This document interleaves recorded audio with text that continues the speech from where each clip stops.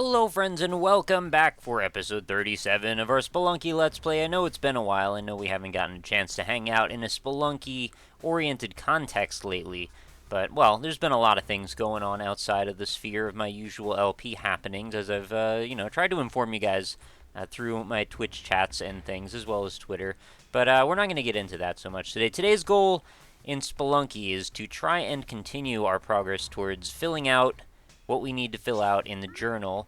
And let's have a quick look at our stats as we always start out each episode with.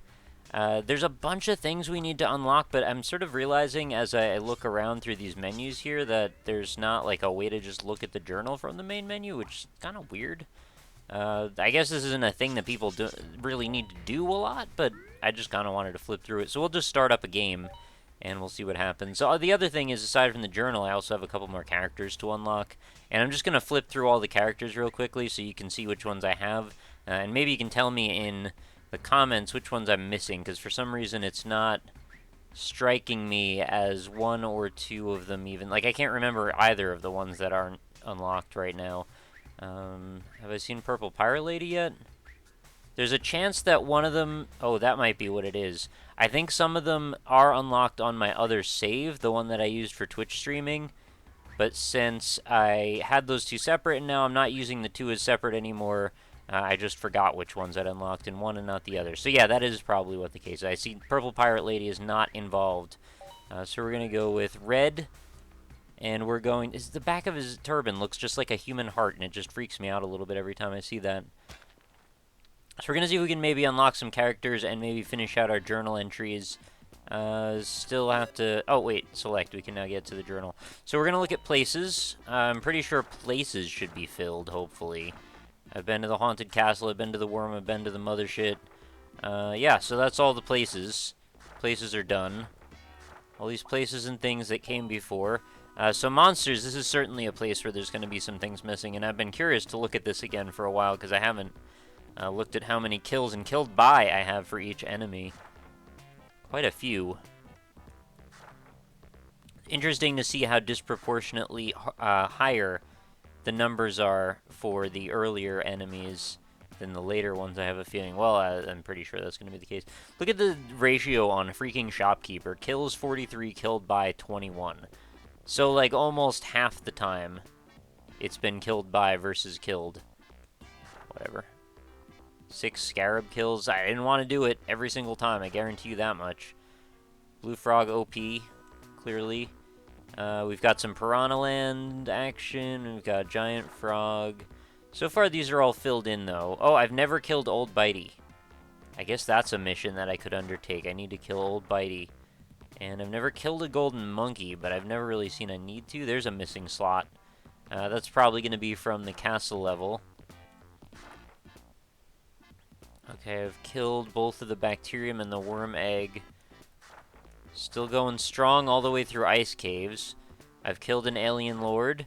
Oh, we've got something missing from the temple. What could that be? Is there really... There's 2 things I've never killed in the temple. That's a little surprising, actually. Oh, look, it's my silly face on Olmec. Oh. Alright. Wait a minute. There's a lot of things missing towards the end. So clearly things in Hell I haven't necessarily messed around with, but where's the crossover? So Olmec, and then something is the first thing in Hell. Oh, probably like Vampire King, right? The main man vampire. Doesn't look like I have credit for him in there. And there's also a bunch of items I've never picked up, specifically ones in Hell. So we're clearly going to have to do some more Hell runs to finish that out. But what was it again? I needed to go to the castle for something. I need to kill a Black Knight. And what are the other enemies that are unique to the castle? There's 2, right? It's got to be 2, because... whatever. Let's just start a run-up. Oh, I guess I should do items, too. See what's missing from this. Whatever's next to Machete. Whatever's next to Freeze Ray. This doesn't really tell me a whole lot, because aside from just memorizing the order that they come in, well, it's kind of up in the air, isn't it? Vlad's Amulet, I actually did get that. I didn't think I had. And what's the other unique Hell item? The double jump cape. I don't have that. That's a rare one. So definitely some work to do in Hell next time I go. And you actually need to get... Oh, I have to get killed by every possible trap. That's going to be fun. There's things I haven't even discovered? Is that really the case? I've never been killed by a spike ball. Well, just the fact that I found them should mean that they're in the journal. Whatever, let's actually start up a run now. You guys in the chat, you can, in the chat, in the comments, please help me figure this all out before this becomes even more of a rambling mess than it already is. Alright, so we gotta make our way to the jungle. Specifically not for fun and games as much as I would like to enjoy those. The fun and games are self-contained, directly within the Spelunky experience. Why am I using the control stick? Do I want to do that? I think that's a big mistake, right? I usually do, and then I always regret it after I do for some reason, because I usually get hit. Let's actually set you down in this direction. Tunnel Man, by the way, is because of Tomato Mod, in case you're wondering why I have a Tunnel Man. I like to mention that on occasion, because some people, you never know when they're going to jump into a series, and I don't mean to be forbidding or difficult when it comes to that. Okay, Spider-Man dead, and bombs. Always could use more bombs. I guess we'll let him take the brunt of that arrow. Sorry about that, Tunnel Man. Work well done, though. So, I think I should just talk about the first thing that comes to mind, which is the fact that I watched the Shrek live action Broadway play on Netflix. I didn't, like, go see it in the theater or something, in a theater, but I did witness it. So I have some trouble sleeping occasionally, like, well, not occasionally, like all the time, and that's kind of why I'm usually up doing crazy late streams and stuff, and it's just sort of like the way it is now for me, so I come up with ways that I can, like, deal with that. And one of the ways that I do it is I tend to put on some kind of, like, a movie or whatever at night when it's, like, 5 or 6 a.m., and it's just, like, not reasonable for me to be awake anymore, so I can try to, like, hypnotize myself into not thinking about whatever and then be able to actually get some sleep. So I pretty much tend to put on one thing or another every night, and that's what happened was essentially I noticed that they had the Shrek Broadway play on there, and I said, well, this is a silly thing to try and fall asleep to, and I wanted to kind of see, like, what exactly would happen in a Shrek Broadway play.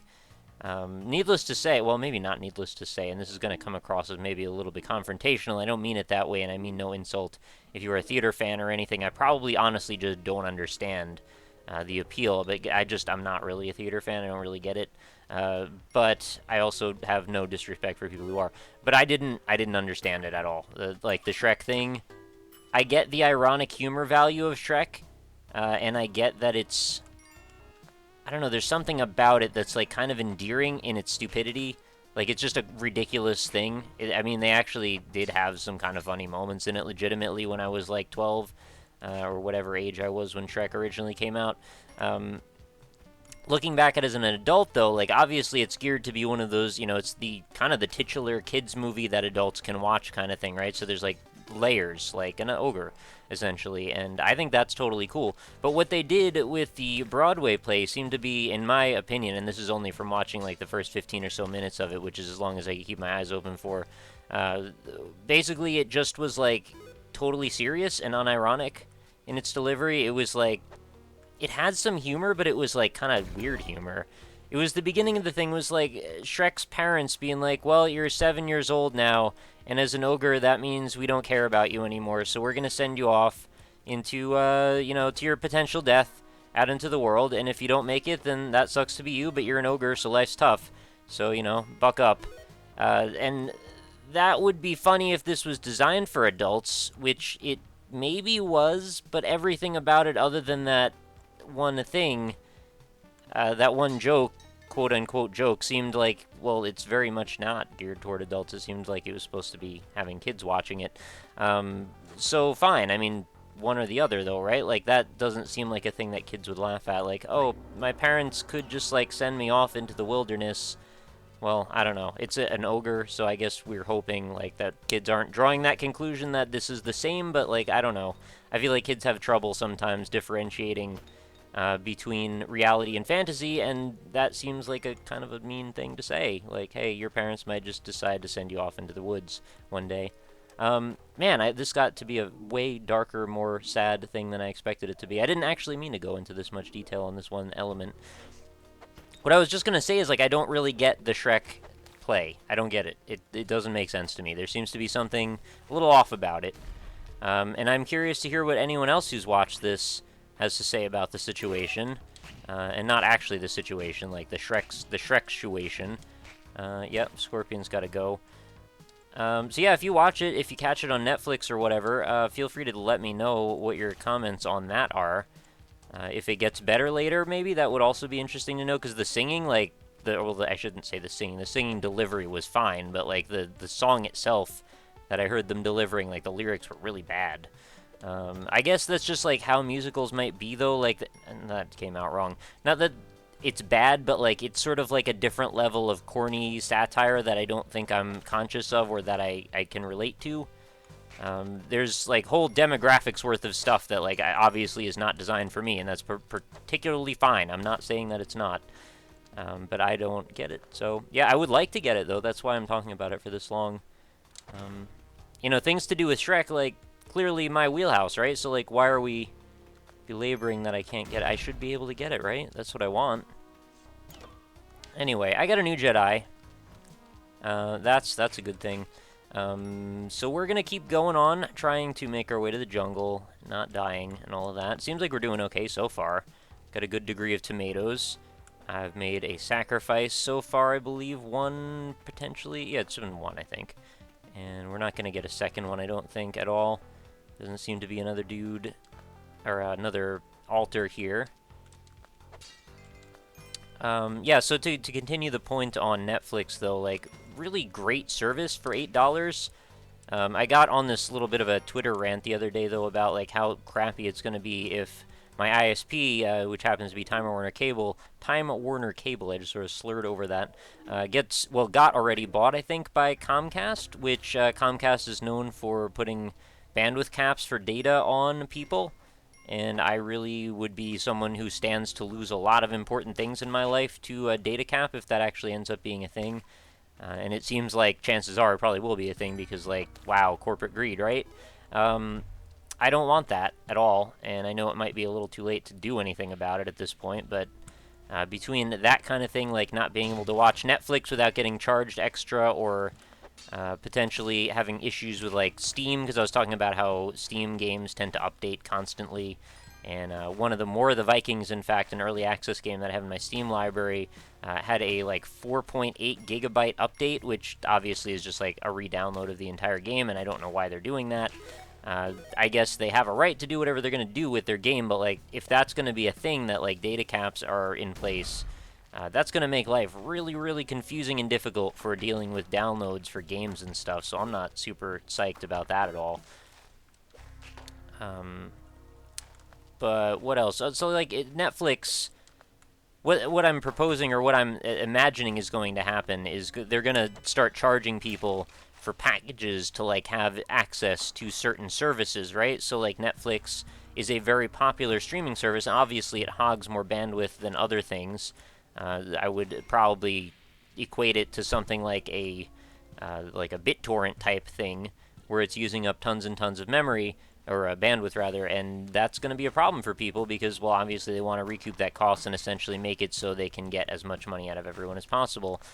And yeah, I don't want that to happen, and I understand why it could happen. But I really think that it's like 95% of it is just the greed element, and the other 5% are the actual infrastructure issues.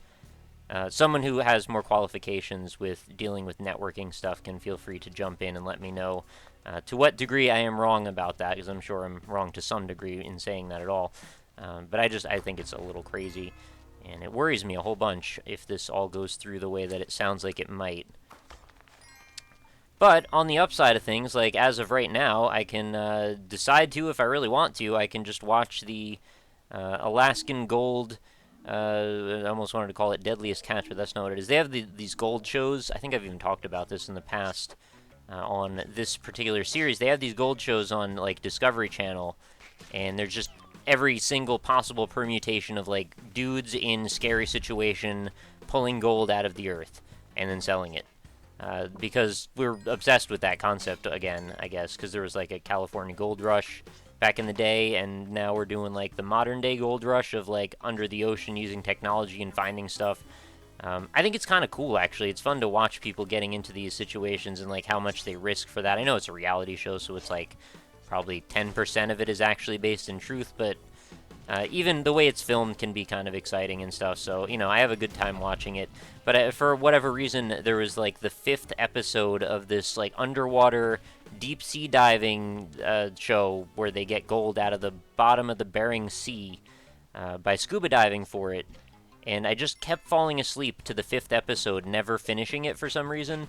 And I think I've watched it like about 4 times now, so it's become this weird routine of like, oh, time for bed, let's put on episode 5 of the underwater deep sea diving gold show, and then immediately fall asleep in 3 seconds to it.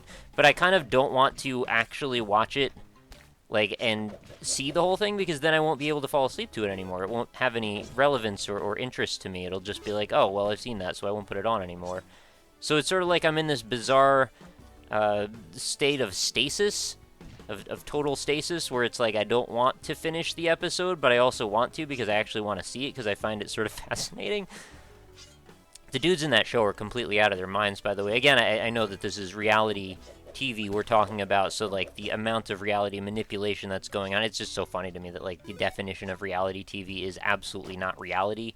But there was apparently a situation in this show where one of the guys was like going deep sea diving for the first time underneath the ice in the Bering Sea. Like, that's not a thing that anyone should ever do, obviously, and hopefully that no one ever did actually do, and hopefully this was completely fabricated. But they tried to weave the narrative that this character in the show, and I'm going to call him a character in the show because, again, I don't know to what degree he is a real person, but he was supposedly doing that for the first time. He was like struggling to get air through into his lungs, while he was also struggling to give himself enough ballast to go under the water deep enough so he didn't just rise back up, because that's a thing, because like the way that people work with buoyancy is like you rise back up to the top, so when you're a diver you have to wear a weight belt. I don't know any of this from experience, I'm not a diver, but it would be a real cool thing to do someday. I do enjoy swimming quite a bit, so that could be a lot of fun. One day I'd like to maybe do a diving class or something, but I certainly wouldn't do it under the freaking ice in the Bering Sea, where there is no one around you for miles except for the 2 dudes or lady, dude, and it's a dude and a lady, I think, in that particular group, but there's no one else other than them in the little hut that they've set up over top of the ice that is kind of flimsy and crappy, and sometimes the hose that sends the hot water into your diving suit so you don't immediately get hypothermia and freeze to death, sometimes that hot water just stops going because they forgot to fill up the fuel. Like, what? You can't be serious, right? Like, if there's any place in the world for regulations and rules, that should be the place where all of them exist, right? Like, that's one of the stupidest, most ridiculous things that I could imagine happening. Like, oh yeah, I froze and turned into an ice cube because they forgot to put a little bit of gasoline in the canister that feeds the hot water pump that keeps me alive while I'm underwater looking for gold with a vacuum, like half a mile under the ocean, under ice. None of the things that I just said should actually ever play out in reality, but I think they're trying to form the narrative that it did, or they did. Again, reality TV, grain of salt, real big grain of salt. But I do like criticizing the fact that, like, this is the story that they thought they wanted to write.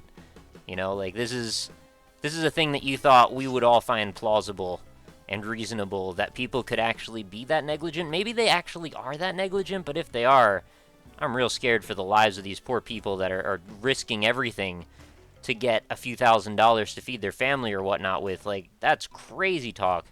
Whatever happened to my Matic? Didn't I have a Matic at some point in this episode of this Let's Play that we're doing here on Spelunky? I think we're just going to keep going. I haven't watched really very carefully. I've been very deeply engrossed in my talk about this underwater diving expedition on the Discovery Channel. What other gold shows do I watch? It's been a ritual for me. I just love watching these gold shows. I was into the one where... Alright, I'm thinking of like 3 all at the same time now, so I'm going to have to sort this out one by one. I'm thinking of the one, and I don't know any of the names of them. They're all just Gold Show to me. Like, if Gold Show's on, I'm probably going to watch it. Sometimes they even put them on multiple networks back-to-back, because I don't think they're all on the Discovery Network or Discovery Channel. You know, the channel that used to be based on, like, historical and informational actual knowledge. Well, just like every other TV network. pandering now, but that's besides the point. So there was one about this guy that would like go on these expeditions to go find like a massive nugget of gold, and then he would like try to sell it to some shady guy in some back alley in Africa. And I'm like, what the hell is going on here? Like, if there was ever a recipe for getting yourself murdered on TV, this is probably the best one that you could come up with. You're trying to sell gold nuggets, like big fat gold nuggets, to some dude that you don't know in an alleyway with a camera on you. Like, okay, I get it. Camera can provide you a little bit of protection, but what if they just murder the cameraman? The footage is never going to get out. And then I remember, oh yeah, reality TV, none of this is real. It's so easy to get suckered into this stuff, right? I don't know, I can't be the only one that feels that way. You know, even though I know it's not real, it's like, there's still a part of me that's like, well, you're trying to tell this story, right? So clearly you want me to hear a thing. So, like, the fantasy that you're proposing is so silly that it's like I'm almost on board for it, because it's just like, it's almost too dumb to be real, which it is, but then it's almost so dumb that you want to believe it anyway. Where the hell is this blinking happening? Is it up or is it down? Or is it all around? I think it's up here somewhere. I'm going to put a bomb. Let's see, I have one more bomb, so I better see the path up. Nope. That's not it. Oh! It's gotta be here. Absolutely has to be here. And there we go. Alright, that actually worked out. Look at that tiki trap floating. I've never seen one positioned quite like that before. I wish I would have used that tomato frog. Oh, jeez. I gotta be a little careful about that. Right, so I don't remember what the name of that last show was, the dude with the gold nuggets. Then there was the one that's like, it tracks a bunch of dudes that all get funding for gold projects, right? And they all... they're all, like, seasoned miners, but they're all really bad at mining. And they've always, like, they've pretty much spent their whole life attempting to find a ton of gold, but every single time they do it, everyone else benefits except for them. I guess it's sort of like the recording industry or something. So they just keep endeavoring to strike it rich each time. And each time some horrible thing goes wrong and they get stuck, like, out in the middle of some... Oh, my goodness. The shopkeepers are all awake. Yeah, I don't know what I'm going to do about this situation. I have no bombs. Maybe I could jump on this guy's head if I get really lucky. Oh, no. Wait, is he going to... he went the other way. He zagged. He zagged. Right, so they all try to get funding. They go to some really faraway country, and they're trying to look for land. They have, like, some shady deal with some guy that they met once, who's gonna basically say he wants a cut of whatever gold they find, but then when they don't find any gold, he's gonna want to, like, cut their throats or something. And they're always in this position where it's like, yeah, we didn't find anything. Like, we got to the place, it was already ransacked, and actually it's like a pile of garbage there that used to be where we thought the gold prospecting area was gonna happen. Then there's, like, another setup where there's a guy who's, like, drilling into the ground looking for deposits that he can test. I don't know how to force this guy to come out of his hidey hole here. Oh, that's the way. Looks like I'm about to die any second now. So yeah, he's drilling around. Then he, like, knocks down a tree, and the tree, like, falls on his head. And then he's, like, out of commission for a few days. Then he's got to go back to the States because his wife is pregnant. And it's a real cluster F if I've ever seen one. I don't know how any of these guys get through what they're trying to do with this. It's crazy. It's all crazy. And there's so little actual gold ever found in these scenarios, but we always keep track of it like they're finding it all the time. One of the groups of them... Oh, I should have just taken some bombs. One of the groups of them actually started finding diamonds in small supply. Is he not on the others? Oh god, there he is. Yeah, I knew it. I thought he'd fallen down on the left, but of course he hasn't, because why would that ever happen? And now they're all just going to shoot shotguns like a bunch of wild, crazy kids. I'm not sure what that bomb was really about there. That didn't really help anyone out at all. Terrible chill, right? So we're going to get the ghost now. This is going to be really interesting. I kind of know how this is going to end. Yeah, and that's exactly how it ended. Right, so ghost shows is not what I was talking about. Gold shows is what I was talking about. Ghost shows is a whole nother talk. I don't know what I want to do about this. This is 24 minutes into the run already, into the episode, and I just died to shopkeepers on the black market. I don't honestly know what else there is to say. I think this is going to be our new Odyssey for Spelunky. Figure out what we even need to do first of all. So I'm going to need your help. I went through and I tried to detail as much of that stuff as possible. We're going to need to make a checklist, and then we're going to have to, like, partition off little mini missions that I can do on each episode and figure out how to get to each thing. We gotta unlock some characters, we gotta kill a few more enemies, we gotta get a few more items, probably like die to a few more traps if that even counts. I don't know quite how we work all that out. Then we've gotta, when we finish all of that, we'll get the achievement for completing the journal. Then we've gotta do Spelunky, so we gotta beat the whole game in under 8 minutes. I don't know how possible that is, and we haven't entered that realm of possibility at all yet. Then I've got to do the other one, no gold runs, where I don't touch gold for the entire game and kill Olmec. And then somewhere after that, I also need to beat the game in cooperative mode, which I have no idea how that's going to work because I don't have anybody to play Spelunky with and the game's offline only. So, I don't know, maybe I'll, like, fly somewhere with a friend and, well, no, I'll put my Spelunky save on a thumb drive, and then when I go to PAX, I'll bring my laptop and I'll try and bring 2 360 controllers and beats. I have no idea. This is not going to actually happen. It's a far cry from being possible. I have no idea how I'm going to do the cooperative mode. Maybe I'll try and do it both, just me with 2 controllers. I'll play with my feet and my hands, and I don't know. I'm really confused about this whole situation. Please let me know in the comments what you think about what I should do about figuring out the 100% element of Spelunky. There's probably even a couple more achievements than that I need to unlock. So yeah, I need to sort that all out, and that will be the rest of our Spelunky Let's Play when we finally get all of that done. I can carry him around. I always forget that I can do that. I guess I could use shortcuts at this point, right? If I'm trying to just get to certain items, that would certainly cut down on the amount of times I need to start over. But then again, you know, there are items in hell, and I can't just go to the temple and then end up in hell. I have to start from the beginning every single time. So let me know what my best strategy might be if you'd like to participate. And if you have good tips, I will probably try and mention you on the next episode. I don't know when that will be, but hopefully sooner than later. I would like to continue playing Spelunky. I very much still enjoy this game, and it seems like the type of thing that really could just last forever. I don't see why it has to really end. I don't really, honestly, if I'm being completely honest with myself, I don't actually see a reason why I would ever be able to finish all of the achievements. So I'll probably just be doing this in perpetuity, or until I get completely bored of it, or something else takes over and I just forget to update the Let's Play for a year or something, because that's kind of like how most of my Let's Plays seem to end. I don't stop them, I just stop doing episodes in them, and then could always go back to them in 2 years. I guess that's sort of like how the Eternal Daughter Let's Play ended, right? Like, that still could potentially be finished one day, but I started recording that in, like, 2010 or something, and now it's 2014, so that's different. Anyway, I think I'm going to go, so I hope you enjoyed the rambling craziness that was gold shows and that topic. It sort of seems appropriate given that we're playing Spelunky and, like, the focus is kind of getting gold, right? We're partly involved in the gold shows. Too bad there's not, like, an underwater Arctic ice realm that can spawn in Spelunky. You know, Derek, if you're listening, please just go ahead and add that as another patch or, you know, content update. I know you pretty much add everything that people request, so if you could just go ahead and do that, that would be fantastic. And I think I'm going to see you all next time, so thanks very much for watching. Leave some support in the comments if you're still into the Spelunky Let's Play. I know Spelunky's kind of played out by most accounts, but, you know, I play what I like. I like what I play, so eat your beans with every meal. So I will see you next time, guys. Have a lovely night. Talk to you later.